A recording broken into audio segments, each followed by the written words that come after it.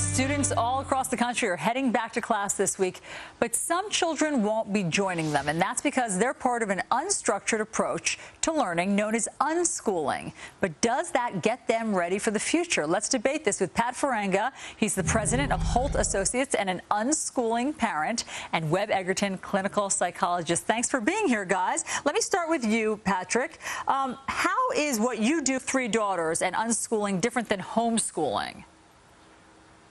Well, we don't turn our home into a miniature school and follow all the school curricula and prescriptions of what has to happen at a certain age and a certain grade.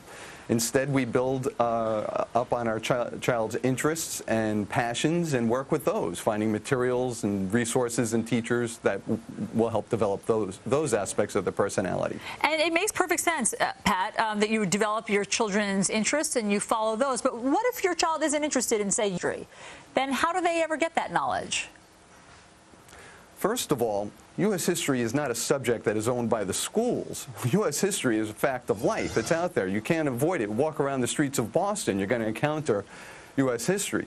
So just because a student resists formal education in a classroom doesn't mean they're not going to learn it in other ways. And this is one of the great advantages of unschooling, is you can use multiple intelligences. You can use all sorts of different ways and help your child learn. And it doesn't have to be in the same scope and sequence. Just because a kid's learning American history in 3rd grade doesn't mean they can't learn it in 8th grade or even high school. Okay, so Webb, he makes a good case. What's the problem with unschooling? Well, let me start off by saying that there's a huge difference between homeschooling and unschooling. And in this country alone, there are over 1 million teens that drop out of school every year. 1 million teens.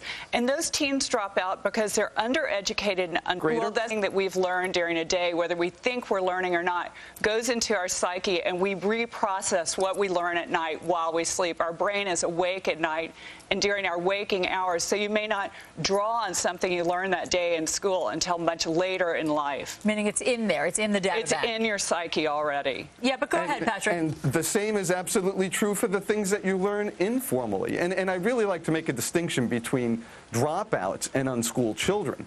Dropouts are kids who have been schooled and left. Let me point out that I work with a couple of